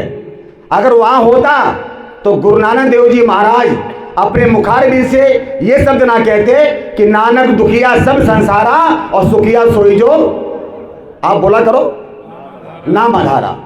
ये उनका अनुभव है। और अनुभव ऐसे नहीं कि उनको पढ़ के सुनाया, उन्होंने अपने जीवन में वो तब किया, त्याग किया, उस मालिक पर भरोसा किया, तब जाकर के वो कृपा उन पर हुई। और संत का जो दिल होता है ना, बड़ा कोमल होता है। मक्खन को पिघालने के लिए एक तपन देना पड़ता है, पर इनको तो देखते ही पिघल जाते हैं। उन्होंने इसलिए ये कहा, अरे भक्तों, अगर सुख ढूंढना चाहते हो तो सदगुरु के नाम में है। नाम अगर लेना चाहते हो तो संतों के सानिध्य में जाना ही पड़ेगा। आपको नगली दरबार जाना ही पड़ेगा, आपको फतेहाबाद जाना ही पड़ेगा, आपको मस्सेवाला आश्रम कीर्तपुर साहब जाना ही पड़ेगा। दुनिया के किसी कोने में अगर मेरे सदगुरु बैठे हैं, वहां आपको जाना ही पड़ेगा। नहीं जाना पड़ेगा?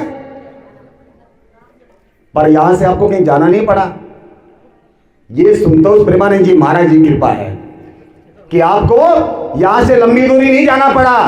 ये इनका प्यार है, ये उनका विश्वास है, ये उनके प्रेम की पुकार है जो संत महापुरुष हमारे मध्य है। मस्सेवाल आप चल के देखो, जब पता चलेगा कितना किलोमीटर है। चलेंगे तो किलोमीटर भी कम हो जाएंगे, अगर आप नहीं चलेंगे तो किलोमीटर कभी कम होने वाले नहीं है। आप चलना शुरू करेंगे, किलोमीटर कम होते जाएंगे, मंजिल आसान होती जाएगी, परमात्मा के दर्शन दीदार हो जाएंगे। घर से एक मुसाफिर निकला, इस बात को क्या क्या पानी विराम दूंगा। घर से एक मुसाफिर निकला, नजर एक अंधे पे पड़ी, एक हाथ में बाणी थी, एक हाथ में बंधी घड़ी। समझ में आ रही है बात? नहीं आ रही है? हाँ ही नहीं बोल रही है? अच्छा हाँ आ रही है, ठीक है। समझ में आती तक बात बनती है। घर से एक मुसाफिर निकला, नजर एक अंधे पे पड़ी, एक हाथ में वाणी यानी छड़ी, एक हाथ में वाणी थी और एक हाथ में बंधी घड़ी। व्यक्ति तो बोला, अरे ये अंधा आदमी है, पर इसने चलो छड़ी तो इसके काम की है, पर घड़ी क्यों बांध रखी है? तो सूर्य जी एक बात पूछूं? हाँ बिल्कुल पूछिए। तो सूर्य जी एक बात पूछूं, क्या ये बता दी जाएगी, अरे आंखों से तो दिखता नहीं, ये घड़ी किस काम आएगी? ये क्यों बांध रखी है? अरे बांध रखी है, तुम्हें क्या प्रॉब्लम है? वो मेरा अपना मामला है, बांध रखी, शौक में बांध रखी होगी। आज जो दुखी है ना, वो इसी प्रकार से दुखी है। हमने जो पहन रखा है, हम जो खाते हैं, हम जिसमें रहते हैं, हम जहां जाते हैं, उसमें तसल्ली नहीं है। ये क्यों ऐसा खा रहा है, ये कैसी गाड़ी में क्यों चलता है, ये इतने बड़ा मकान में क्यों रहता है? अरे क्यों प्रॉब्लम पालते हो? इतना बढ़िया है, जितना कम भगवान ने दिया है ना, उतना ही आनंद आपके पास है। जितना ज्यादा चक्कर में पड़ोगे, वो जयराम जी की सदा दुखी रहोगे, गोली खाकर भी आराम नहीं मिलेगा। घर से एक मुसाफिर निकला, नजर एक अंधे पे पड़ी, एक हाथ में बाणी थी, एक हाथ में बंधी घड़ी। तो सूर्य जी एक बात पूछूं, क्या ये बता दी जाएगी, अरे आंखों से तो दिखता नहीं, ये घड़ी किस काम आएगी? तो सूरदास जी भी अब तो क्यों बर्दाश्त करेंगे भाई, उनका अपना माजरा है। वो सूरदास जी कहते हैं, अरे तू भी खुदा का बंदा है और मैं भी खुदा का बंदा हूं, तो प्रॉब्लम क्या है? तू भी खुदा का बंदा है, मैं भी खुदा का बंदा हूं, पर तू अकल से खारिज है, मैं तो सिर्फ आंखों से अंधा हूं। तू अकल से ही गड़बड़ है। आप सूरदास जी इंपॉर्टेंट बात कहते हैं, ये बहुत ही इंपॉर्टेंट बात है, ये सुनने वाली बात है। अरे इस घड़ी की तो बात है क्या? सूरदास जी कहते उसको समझा रहे हैं, इस घड़ी की तो बात है क्या? अरे ये घड़ी तो उतार ली जाएगी, अरे उस घड़ी को याद कर जो कभी ना टाली जाएगी। सही बात है ना? जब वो घड़ी आएगी, कौन सी घड़ी? मृत्यु की घड़ी, क्योंकि हमने पिया घर जाना है ना। हमारा पिया तो उधर बसता है, पर हम यहां ढूंढ रहे हैं। संतों के सानिध्य में कुछ जरिया मिल जाएगा, कुछ तरीका युक्ति मिल जाएगी, तो मेरा पिया से मिलन अवश्य हो जाएगा। प्यारे भक्तों, इतना ही बताने के लिए कहता हूं, कहे जात हूं, कहूं बजाऊं ढोल। छोटू भैया, कहूं बजाऊं ढोल और श्वासा खाली जात है, 3 लोग का मोल। ये जो मंजीरे बज रहे हैं, ये जो ढोलक बज रही है, ये तालियां जो बजती हैं, ये सत्संग जो होते हैं, सिर्फ इसीलिए होते हैं कि श्याम तुझसे मिलने का सत्संग का बहाना है, और कोई बहाना नहीं। प्यारे भक्तों, अब आजकल सत्संग में बहाने नहीं आते जब तक उसमें भंडारा नहीं लिखो। अब अगर सत्संग लिख देंगे ना, फिर इतने लोग नहीं आएंगे, पर बड़े बड़े हेडिंग लिखना पड़ता है, 1:30 बजे भंडारा। हाँ चलो चलो।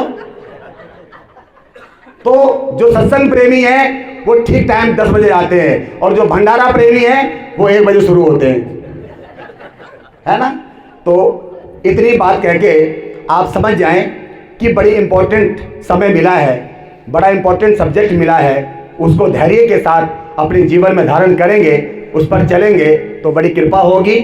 तो अधिक न कहते हुए मेरा आप सबसे यही निवेदन है कि जब जब समय मिले सत्संग में जाने का, जब जब समय मिले सत्संग में सुनने का, भजन करने का, आप सब करते जाएं और अपना बेड़ा पार करते जाएं। अधिक न कहते हुए सभी महापुरुषों के चरणों में कोट कोट नमन वंदन, वाणी को विराम। बोल श्री सद्गुरुदेव भगवान की। ये भी महात्मा जी बनेंगे अब थोड़ी दिन में, ये आ गए शरण में, ये देखो। मेरे श्री गुरु महाराज की, श्री नगरी निवासी भगवान की, श्री परमहंस दयाल जी महाराज की जय।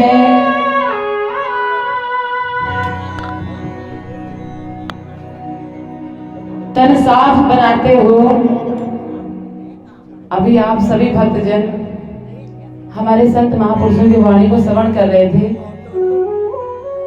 और जब संत महापुरुष हमारे विराजमान होते हैं तो ऐसा लगता है कि वहां डुबकी लगाते ही रहो, रस पीते ही रहो, क्योंकि संतों की वो कृपा होती है, वो महिमा होती है कि वो सद्गुरुदेव भगवान तक तो जाने ही नहीं देते, वो स्वतः ही भक्तों के दूर कर देते हैं, वहां तक तो मौका ही नहीं देते हो जाने का। जब भी हम संत महापुरुषों के चरणों में स्पर्श करते हैं तो हमारे जीवन के जितने भी पाप होते हैं वो हर लेते हैं। आपने सुना होगा चैतन्य महाप्रभु जी, चैतन्य महाप्रभु जी सांवले वर्ण के हैं, है ना, थे नहीं। उनके पास 2 व्यक्ति आए कि मुझे दीक्षा दे दो। जब हमारे संत महापुरुष दीक्षा देते हैं तो आपके जीवन का पूरा भार वो ले लेते हैं, आप खुश हो जाते हो और वो जीवन भर झेलते रहते हैं। अब क्या सोचते हो, संतों को जो कष्ट होते हैं, स्वामी रामकृष्ण परमहंस जी के कैंसर हो गया, तो आप क्या सोचते हो, वो उनका प्रारब्ध था? उनका प्रारब्ध नहीं था, आप भक्तों का दुख था जिन्होंने झेला है। वो कृपा होती है संतों की। चैतन्य महाप्रभु जी के पास 2 व्यक्ति आए कि मुझे दीक्षा दे दो। कहते हैं संकल्प करो गंगा जी में खड़े होकर के, संकल्प लिया कि अपने जीवन के सारे दुख, सारे पाप मुझे दे दो। और जैसे ही संकल्प हुआ तब से वो गौर वर्ण के थे, वो सांवले वर्ण के हो गए, काले पड़ गए उनके पापों के कारण। तो प्रेमियों, हकीकत में संतों की महिमा बहुत बड़ी है। पहले संतों की महिमा समझ लो, उसके बाद सद्गुरु की महिमा समझने की आपको अंदर एक प्रभाव पैदा होगा। तो आइए ज्यादा ना कहते हुए सुबह सत्संग में आया करो, सत्संग में आने के बाद ही आप संतों की महिमा जान सकते हो। तन साफ बनाते हो, मन साफ बनाया करो। तन साफ बनाते हो, मन साफ बनाया करो। दुनिया को रिझाते हो, कभी सद्गुण को रिझाया करो। 2 दिन की बहारों में मन को न फंसाया करो।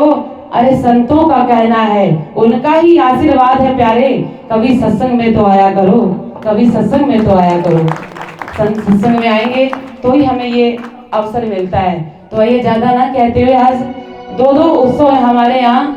हमारे महाराज जी बैठे हुए हैं, आज उनका भी जन्मोत्सव है, पहला जन्मोत्सव है।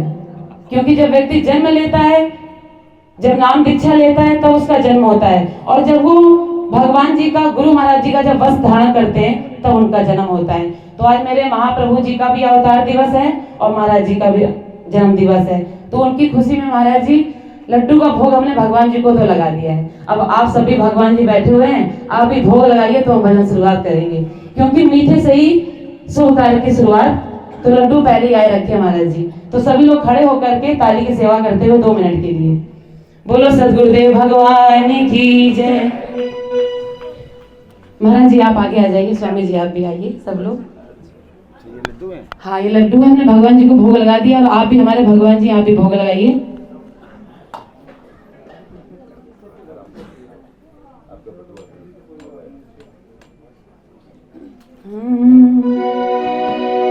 बोलो श्री नगली सरकार की। तेरा जलवा मुअस्सर हो जिनको, वो लोग निराले होते हैं। इसमें भी है, बूंदी के भी है इसमें। सतगुरु तेरे नाम का जो गुणगान करे, वो बड़े किस्मत वाले होते हैं। सोने सिंहासन उत्ते हारा वाले सजदे, सोने सिंहासन उत्ते हारा वाले, ताली की सेवा करते हुए, थोड़ा सा झूमते हुए। सोने सिंहासन उत्ते हारा वाले सजदे, सोने सिंहासन उत्ते हारा वाले सजदे। जगमग जगमग जोत पइए जगदे, जगमग जगमग जोत पइए जगदे। आजा मत्था टेको आज सोने दरबार नू, आजा मत्था टेको आज सोने दरबार नू। और क्या कहना है? नच के मना लो आज सच्ची सरकार नू, नच के मना लो आज सच्ची सरकार नू, नच के मना लो आज सच्ची। नच के मना लो आज सच्ची सरकार को, नच के मना लो आज सच्ची सरकार को। चंदन की चौकी उठे नगली वाले सजदे, चंदन की चौकी उठे नगली वाले सजदे। जगमग जगमग जोत पइए जगदे। आजा मत्था टेको आज सोने दरबार नू, आजा मत्था टेको आज सोने दरबार नू। नच के मना लो आज सच्ची सरकार नू, नच के मना लो आज सच्ची सरकार नू। प्रभु दयाल का पूत आया, प्रभु दयाल का पूत आया, और राधा माँ का जाया आया। सब संतों ने मिलकर गाया, मेरा नगली वाला आया। आवाज नहीं आई, मेरा नगली वाला आया, मेरा नगली वाला आया। तो क्या कहना है?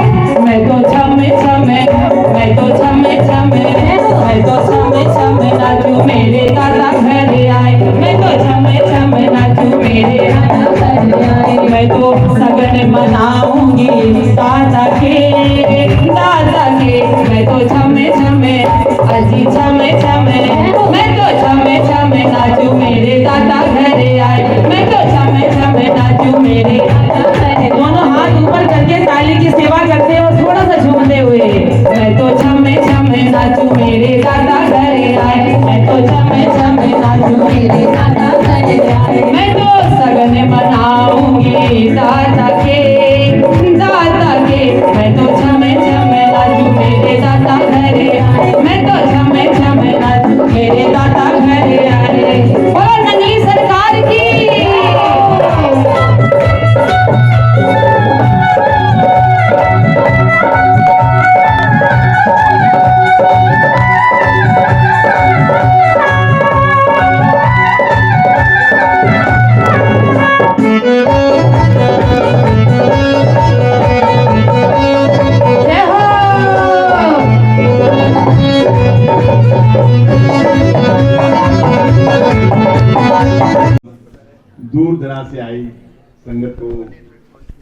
जय श्री सदानंद। ये आज गुरु महाराज की असीम कृपा से ये मौका श्री सदगुरु नंगली भगवान ने हमको दिया और उसी के उपलक्ष्य में आप सब लोग यहाँ आए हैं।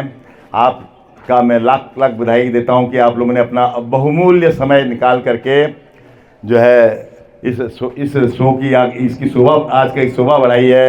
उसके लिए गुरु महाराज आपको पूरा जो है आशीर्वाद से भरपूर कर देंगे। और जैसा कि अभी तक आप लोग सब सुन रहे थे, महापुरुषों ने पूरे ज्ञान की गंगा यहाँ बहा दी और सब कुछ बता दिया। तो तरीका जो है वो मैं बता देता हूँ कि हम लोग हमारे वेद पुराणों के अंदर में श्री महाराज रामचंद्र जी ने सबरी माता को नवदा भक्ति का उपदेश दिया अरण्य कांड में। तो वो 9 प्रकार की भक्तियों में हमें हमेशा कहा जाता है कि सेवा, सुमरन और सत्संग। तो सिमरन किस तरह करना चाहिए, नानक जी बोल रहे हैं, बोल सतगुरुदेव भगवान की जय। सिमरन कर ले मेरे मना तेरी बीती उम्र हरे नाम बिना। सिमरन कर ले मेरे मना तेरी बीती उम्र हरे नाम बिना। पंछी पंख बिन हस्ते दंत बिन, पंछी पंख बिन हस्ते दंत बिन, नारी पुरुष बिना। जैसे पुत्र पिता बिन हीना, तैसे पुरुष हरे नाम बिना। सिमरन कर ले मेरे मना तेरी बीती उम्र हरे नाम बिना। कूप नीर बिन धेनु चीर बिन, धरती में बिना, धरती में बिना। जैसे तरुवर फल बिन हीना, तैसे पुरुष हरे नाम बिना। सिमरन कर ले मेरे मना तेरी बीती उम्र हरे नाम बिना। देह नैन बिन रैन चंद्र बिन, देह नैन बिन रैन चंद्र बिन, मंदिर दीप बिना, मंदिर दीप बिना। जैसे पंडित वेद विहीना, तैसे पुरुष हरे नाम बिना, तैसे पुरुष हरे नाम बिना। और लास्ट में क्या बोलते हैं नानक जी, काम क्रोध मद लोभ विकारो, काम क्रोध मद लोभ विकारो, छोड़ जगत ऐ संत जना, छोड़ जगत ऐ संत जना। कहे नानक सा सुन भगवंता, कहे नानक सा सुन भगवंता। इस जग में को जीना अपना, इस जग में को जीना। बड़ा जयकारा बोल मेरे गुरु महाराज की।